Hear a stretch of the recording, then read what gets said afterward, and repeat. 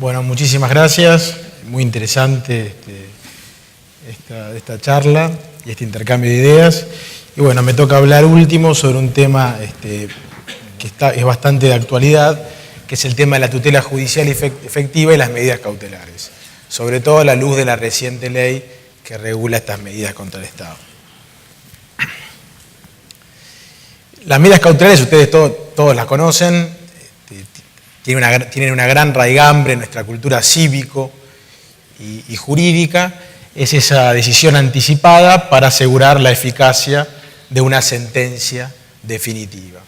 En realidad lo que se busca es preservar que el derecho de la parte que reclama y que tiene una pretensión no pierda virtualidad a lo largo del transcurso del proceso. Son decisiones provisorias, siempre pueden ser levantadas, sustituidas, se dictan en principio sin intervención de la parte, por lo menos en el esquema clásico de las medidas cautelares. ¿Por qué? Porque requieren dos grandes presupuestos. Uno, la verosimilitud del derecho, que ustedes saben que es ese humo de buen derecho, que no es una certeza, sino es una apariencia de buen derecho, y sobre todo el peligro en la demora. En realidad el peligro en la demora es donde reside el verdadero interés del dictado de toda medida cautelar que se dicta de manera temprana en un proceso frente a la evidencia que al juez le presenta la parte. El fundamento del dictado de estas medidas cautelares, sin intervención de parte al inicio de los procesos o en cualquier momento en que sucedan las circunstancias que ameriten su dictado, no es otro que el del principio de derecho de defensa en juicio, la inmodificabilidad de la cuestión litigiosa, no alterar la igualdad entre las partes, y todo ello también englobado en el principio de la tutela judicial efectiva, consagrada en el artículo 8 y el artículo 25 del Pacto de San José de Costa Rica con jerarquía constitucional, en virtud del artículo 75, inciso 2 de la Constitución Nacional.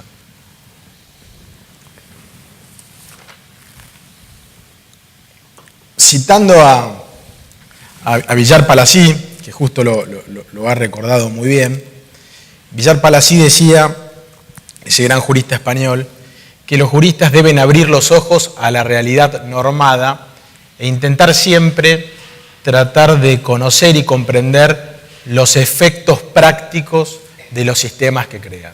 Y un poco la charla de hoy es tratar de ver qué es lo que está pasando con este nuevo régimen de medidas cautelares y qué es lo que ha pasado con el anterior régimen. Para eso también voy a citar a Smith-Assman, también muy oportuno hoy, quien decía en su clásico ya tratado, junto con la intensidad del control judicial es sobre todo la protección cautelar lo que estima se caracteriza como una tutela judicial efectiva. Sobre todo porque la tutela judicial efectiva, a través de las medidas cautelares, ¿qué viene a hacer? Bueno, viene a compensar de algún modo el peso de las prerrogativas del poder público, de las prerrogativas de la administración. Ahora bien, como ustedes saben, bajo el lema de democratización de la justicia, se ha dictado la ley 26.854, que regula particularmente en el ámbito nacional las medidas cautelares contra el Estado.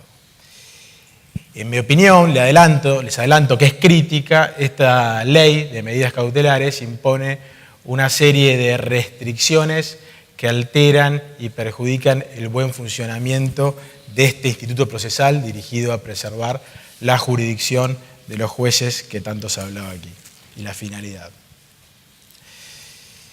Se sientan algunas bases en esta ley y una de las bases que quisiera comentar primero es que dice que las medidas cautelares no deben afectar el interés público.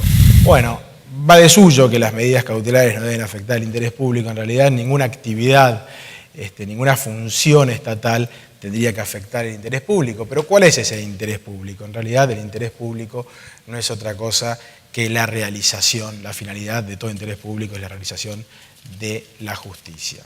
Entonces, cuando uno analiza el interés público, que ya era analizado antes de esta ley por los jueces cuando dictaban las medidas cautelares, en rigor ese interés público no es el interés de ese acto o de ese hecho administrativo, sino es el interés público de suspenderlo, de sopesar la suspensión con su existencia. Y también hay que decir que el interés público no debe confundirse con el interés del gobierno de turno, sino con el interés de toda la comunidad, la colectividad presente y también, por supuesto, las generaciones venideras. También encontramos una regla que nos preocupa muchísimo, que dice, de esta ley general de medidas cautelares, que dice que no se podrán dictar medidas que afecten o incluso distraigan de su destino bienes o recursos del Estado. Bueno, creo que esta exigencia persigue eliminar directamente la gran mayoría de medidas cautelares que se dictan contra el Estado en la República Argentina, y basta pensar en las medidas cautelares en materia tributaria que se dictan contra la Administración Federal de Ingresos Públicos. Vaya si eso no se puede alegar que se afectan ahí recursos del Estado, recursos patrimoniales. Por otra parte, hay dos grandes novedades que tiene esta ley. Una, por esta ley se exige siempre la obligatoriedad del informe previo a la administración. Esto, por supuesto, altera ese principio de la teoría clásica de que las medidas cautelares son en principio inaudita parte. Ahora bien, el hecho de pedirle a la administración que informe sobre las circunstancias del caso que trae el particular no es en sí perjudicial. De hecho, es el emplazamiento que se utiliza mucho en España, se lo convoca al Estado para que dé cuenta un poco de los actos, pero lo que sí es cuestionable es que esto sea de manera obligatoria, o sea que la ley genere, en principio, la obligatoriedad de que el juez siempre le corra ese traslado previo. En la ley está establecido un traslado previo por 5 días. Parece un plazo breve, pero los invito a ustedes a llevar adelante el procedimiento de traslado, que tiene que ver también con el diligenciamiento, la confección, el proveído, con lo cual en los hechos este plazo de 5 días se ve alterado, y estamos hablando de un plazo de 10, 15 días, en el cual el Estado se presenta a contestar un informe.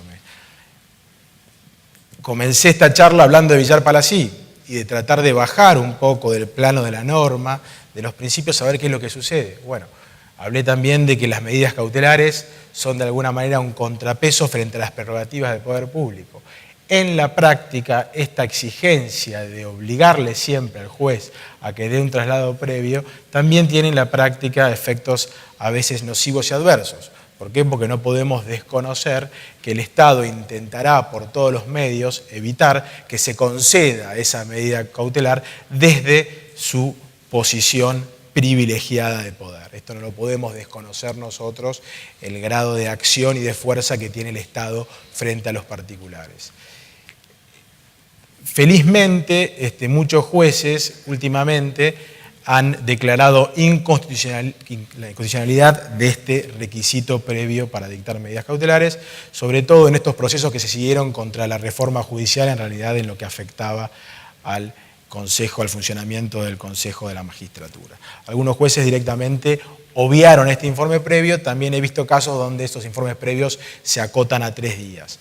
No estoy en contra del informe previo como un procedimiento que pueda analizar un juez y pueda decidir que para un caso determinado sea viable. De hecho, en muchos casos es necesario ese informe previo. Lo que sí cuestiono es que sea exigido de manera obligatoria. Si bien la ley establece que puede haber una etapa precautelar antes del informe, también es muy peligroso una cláusula que tiene la ley que dice que una vez que se presenta el informe cae automáticamente esa precautelar. Porque si bien las cautelares son provisorias y esencialmente pueden modificar, tienen que darle un grado de seguridad al particular que la obtiene, porque si no eso puede generar que lo que busca preservar las medidas cautelares, que un daño, ¿cierto?, o que se incremente el daño a lo largo del proceso judicial. Otro tema que no es menor es la ley exige que para la clásica tutela contencioso administrativa, que es la suspensión de los efectos administrativos, que el particular requiera previamente la suspensión de los efectos del acto, cuestión que creo que es un ritualismo inútil porque la administración difícilmente en los hechos suspende sus propios actos. Y ahí también se le exige que espere 5 días, con lo cual a los 5 días del informe ya van 5 días en sede administrativa hasta que el particular pueda estar en condiciones de obtener una tutela judicial. El otro tema que no es menor es el famoso plazo de las medidas cautelares. ¿De dónde viene este plazo? Este plazo viene del seno de la Corte y en una causa muy cuestionada, muy importante, que es la famosa causa Clarín, donde el grupo económico Clarín obtuvo una medida cautelar en el Fuero Civil y Comercial Federal, por la cual se suspendió el artículo 161 de la Ley de Medios, que establecía el deber de desprenderse de sus licencias. Cuando llega a la Corte esta medida cautelar, en un primer pronunciamiento en el 2010, la Corte le rechaza el recurso extraordinario al Estado, pero dice, ojo, la medida cautelar tiene que tener un plazo razonable. Baja a primera instancia, el juez de primera instancia no fija ningún plazo, y después llega de vuelta a la Corte para ver qué se entendía por razonable. Y la Corte entiende que en el caso de Clarín, que además admite la Corte que había, en opinión de la Corte, había dilatado el proceso, le da un plazo de 36 meses. Aún analizando el caso concreto y entendiendo que el grupo Clarín había dilatado el principio del proceso, le da 36 meses. Ahí empieza a germinar esta idea y se plasma en esta ley. Y en esta ley que se establece, todos pensábamos, bueno, un plazo de 36 meses, 40 meses, 12 meses, 24 meses. No, 6 meses. La ley dice que las medidas cautelares pueden tener un plazo máximo de 6 meses. Entiendo que esto es un desconocimiento profundo de los procesos del Estado, o peor aún, no se está conociendo el derecho de los particulares. ¿Por qué digo esto?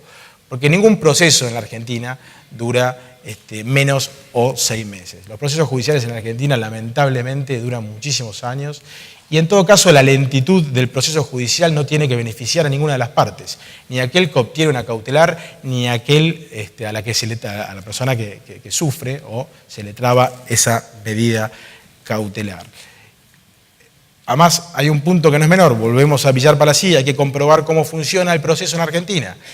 En una ley de emergencia, oculta en una ley de emergencia, apareció una cláusula hace ya varios años que establecía que antes de correr el traslado de la demanda al Estado federal, había que notificarle a la Procuración del Tesoro la existencia de esa causa. Nadie entiende por qué, nadie sabe a dónde van a parar esas notificaciones, acompañándole la demanda. Lo cierto es que después esa ley establece un plazo de 20 días y recién ahí la causa pasa al fiscal y recién ahí uno está en condiciones luego de correrle traslado a la demanda al Estado, quien tiene 60 días, no 15 como los particulares. Entonces nos encontramos con un plazo de 6 meses que es muy probable que deba ser pedido a su prórrogo antes incluso de que el Estado conteste demanda. Un sinsentido. En su momento han habido proyectos anteriores, esto no es reciente, que han pretendido limitar los plazos. Y en su momento propuse una idea que era acortar los plazos de caducidad para la persona, para la parte que obtiene una medida cautelar. Y de esa manera acotar el tiempo del proceso. Por ejemplo, de 6 meses, que es el plazo de caducidad de los procesos ordinarios, reducirlo a 3 en el supuesto de que se obtenga una medida cautelar. Además, sepamos nosotros que la otra parte siempre puede impulsar el proceso. Creo que es un error centrar la preocupación en el plazo de las cautelares, sino que debemos centrar la preocupación en la duración de la tramitación de los procesos. Y para eso, bueno, habría que agilizar los procesos. Conozco la labor de los jueces, están totalmente sobrepasados, se necesita instrumentar de manera inmediata un profundo cambio tecnológico para agilizar los trámites y creo también que muchos plazos del proceso deben ser acortados. Por último, para terminar, la ley, bueno, los invito a leerla, tiene muchísimas más restricciones. Después tiene un capítulo muy raro que habla de las medidas cautelares que puede pedir el Estado y, graciosamente, es un artículo totalmente flexible, donde el Estado simplemente se puede presentar y acreditar un daño y conseguir y obtener una medida cautelar, no se le exigen los mismos requisitos que se le exige al particular. No debo destacar que esta ley se ha generado en el marco de una extrema tensión entre los medios de comunicación y el gobierno, y ha germinado en causas relativas a leyes que afectan, en mi opinión, afectan o son denunciadas por los medios de comunicación. No creo que este sea un ambiente para regular y legislar sobre un instituto procesal tan importante que hace a la protección de los derechos de los ciudadanos. Nos debemos un código contencioso administrativo, hemos fallado en los últimos, desde siempre, en este código, por lo menos en esta era. Creo que son las medidas cautelares la herramienta más eficaz para controlar la administración pública, por supuesto, en el marco de un equilibrio uso y no en un abuso. Y finalmente, como decía Germán Vidal Campos, en su momento cuando criticaba ya algunas leyes que con relación al corralito financiero y al congelamiento de los depósitos judiciales establecían suspensiones generales para todas las medidas cautelares, efectos suspensivos para las apelaciones. Bueno, siempre se ha intentado desde el poder limitar las medidas cautelares. ¿Por qué? Porque son las herramientas más eficaces para controlarlo. Entonces Germán Campos decía en ese momento, cuando cuestionaba esos anteriores intentos, con ley, sin ley o contra la ley, los jueces deben siempre dictar medidas cautelares cuando las circunstancias objetivas lo requieran, en aras a proteger el derecho de los ciudadanos y, en definitiva, realizar ese interés público que es